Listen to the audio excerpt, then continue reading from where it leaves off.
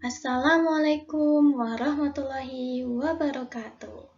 Halo anak-anak, jumpa lagi dengan Bu Tanti pada pembelajaran kali ini. Anak-anak sehat?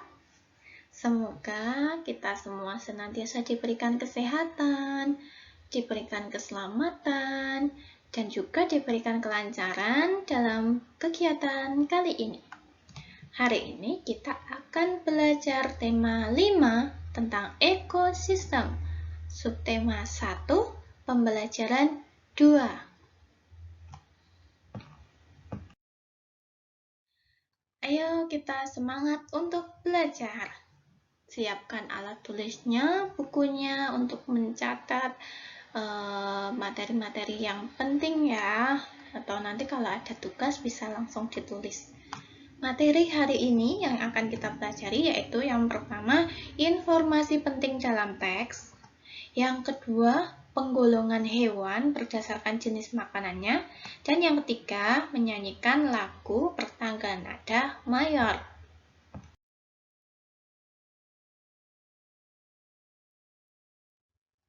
Anak-anak, kegiatan pertama yang kita lakukan kali ini yaitu membaca. Anak-anak, silakan membaca teks ini. Ini ada teks berjudul Berlibur ke Rumah Nenek. Di sini ada 2 paragraf. Yang paragraf pertama ini, nanti paragraf kedua selanjutnya. Anak-anak bisa melihat atau membaca teks ini dengan cara menjeda videonya, kemudian membacanya, atau bisa juga anak-anak membaca teks yang sudah Bu Tanti kirimkan melalui grup WhatsApp ya. Ini lanjutannya di selanjutnya. Ini bacaan selanjutnya ya, paragraf kedua. Selamat membaca. Anak, sudah selesai ya membacanya? Sekarang, ayo kita tentukan informasi penting dalam bacaan tadi. Bagaimana ya caranya mencari informasi penting pada bacaan? Yang perlu kita lakukan yaitu membuat kalimat tanya berdasarkan bacaan dengan kata tanya. Adik Simba. Ada yang masih ingat adik Simba itu apa? A. Apa? Di mana? K. Kapan? Siapa? M. Mengapa? Dan B. Bagaimana? Apa itu berkaitan dengan objek yang ada pada bacaan. Di mana berkaitan dengan tempat. Kapan berkaitan dengan waktu. Siapa berkaitan dengan subjek yang ada pada bacaan. Mengapa berkaitan dengan alasan, dan bagaimana berkaitan dengan uraian suatu peristiwa. Nah, anak-anak sekarang merangkai kalimat tanya menggunakan kata tanya ini ya. Tidak harus urut apa, di mana, kapan, siapa begitu, tapi bisa juga mungkin siapa dulu atau di mana dulu atau apa dulu, terus kapan gitu, boleh. Yang penting nanti kalimat tanyanya itu sesuai dengan bacaan. Kemudian kalau sudah membuat kalimat tanya, anak-anak membuat jawaban berdasarkan kalimat tanya yang telah anak-anak buat ya. Oke, selamat beraktivitas. Anak-anak sudah selesai membuat kalimat tanya dan jawabannya? Bu Tanti juga membuatnya. Ini contoh kalimat tanya dan jawaban yang sudah Bu Tanti susun. Bu Tanti menggunakan kata siapa. Siapa tokoh pada cerita tersebut?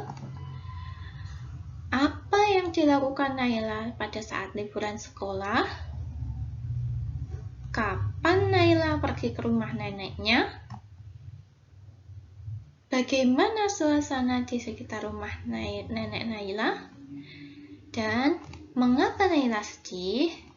Nah, ini kalimat tanya yang sudah Bu Tanti susun. Bu Tanti juga sudah menyiapkan jawaban berdasarkan kalimat tanya yang sudah Bu Tanti buat. Yang nomor 1 jawabannya Naila. Yang kedua, Naila bersama keluarga berlibur ke rumah neneknya. Ketiga, pada saat liburan sekolah. Keempat, suasana di sekitar rumah neneknya sangat sejuk. Yang terakhir, karena neneknya telah kehilangan salah satu ayamnya. Nah, ini contoh kalimat tanya beserta jawabannya. Dari kalimat tanya dan jawabannya ini, kita bisa menentukan informasi penting yang ada pada bacaan. Anak-anak, kita tadi sudah membaca dan mencari informasi penting paragraf ya. Sekarang Bu Tanti mau tanya. Naila tadi melihat hewan apa saja ya di rumah neneknya? Ya, yang pertama tadi Naila melihat ulat ya. Ulatnya tadi makan daun sawi, lalu dibuang oleh Naila.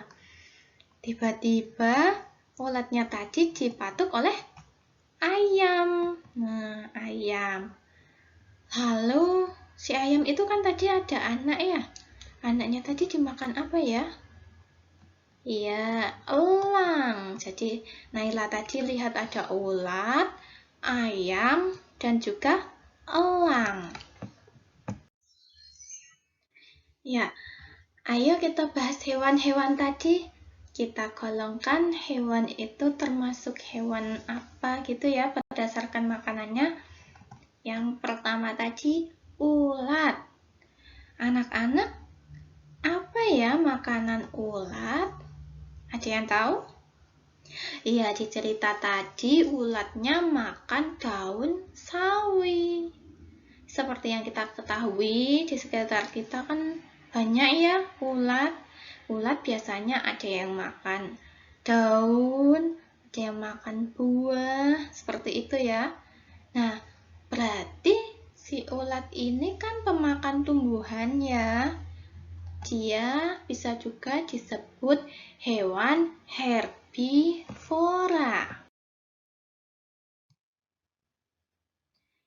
Apa itu herbivora? Ada yang tahu? Herbivora yaitu hewan pemakan tumbuhan. Hewan ini biasanya makan yang ada pada tumbuhan, bisa bijinya, daunnya, buahnya, batangnya, atau juga makan akarnya. Contoh hewannya yaitu ulat, kambing, sapi, kerbau, gajah, kelinci, dan lain-lain. Nanti anak-anak bisa lihat di sekitarnya hewan yang pemakan tumbuhan itu apa ya? Itu berarti namanya hewan herbivora. Nah, biasanya hewan herbivora itu punya susunan gigi yaitu gigi seri dan gigi geraham. Hewan herbivora itu tidak punya gigi taring. Jadi gigi serinya berada di depan untuk memotong makanan sebelum dikunyah. Setelah itu menggunakan gigi geraham yang ada di belakang untuk mengunyah makanannya. Nah, itu seperti itu hewan herbivora atau hewan pemakan tumbuhan. Anak-anak, selain ulat, hewan apa lagi tadi yang dilihat Naila? Ya, ayam. Ada yang tahu ayam itu makan apa? Di cerita tadi, ayam makan ulat. Tapi kalau kita lihat di sekitar kita, kadang ayam juga makan biji-bijian, makan jagung, makan beras, makan cacing, dan lain-lain. Nah, berarti ayam itu mau makan tumbuhan, juga mau makan hewan lain ya. Maka ayam itu termasuk hewan omnivora karena dia mau makan tumbuhan dan hewan. Anak-anak, tahu tidak apa itu omnivora?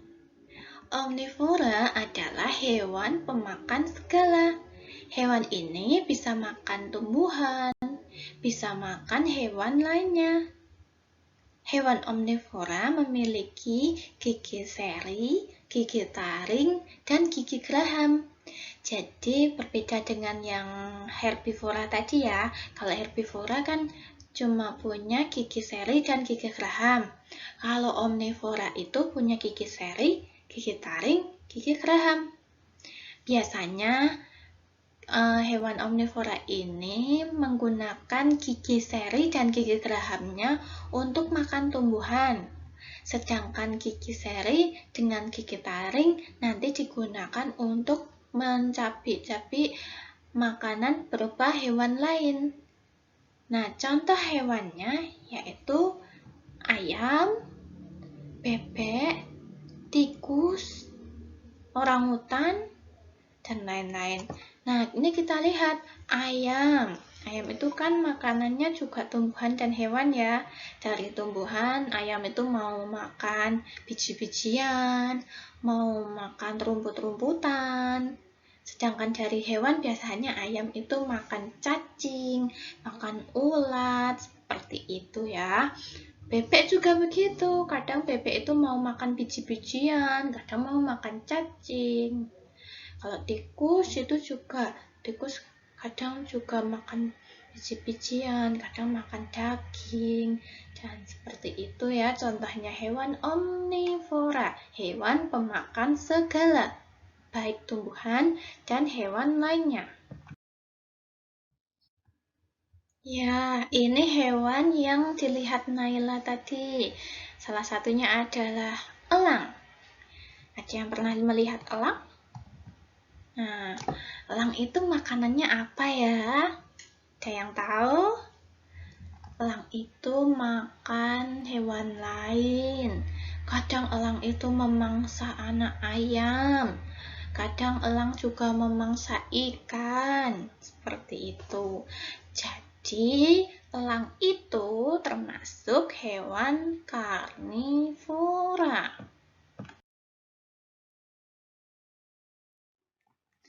Ayo, ada yang tahu tidak karnivora itu apa? Ya, karnivora adalah hewan pemakan hewan lainnya. Hewan ini memiliki susunan gigi seperti hewan omnivora. Ada gigi seri, gigi taring, dan juga gigi geraham. Tapi yang paling diandalkan oleh hewan karnivora yaitu gigi taring. Biasanya hewan karnivora itu memiliki gigi taring yang tajam. Karena apa? Karena digunakan untuk mencabik-cabik mangsanya. Contohnya ada elang, harimau, ular, singa, dan masih banyak lagi. Jadi kalau hewan karnivora itu biasanya punya kelebihan tersendiri. Misal penglihatannya yang tajam, atau pendengarannya yang lebih tajam, atau giginya yang tajam, atau dia punya cengkeraman yang kuat, seperti itu. Contohnya seperti pada elang ya. Elang itu memiliki cakar yang kuat untuk mencengkeram mangsanya. Dan dia juga punya paruh yang kuat untuk menggigit mangsanya.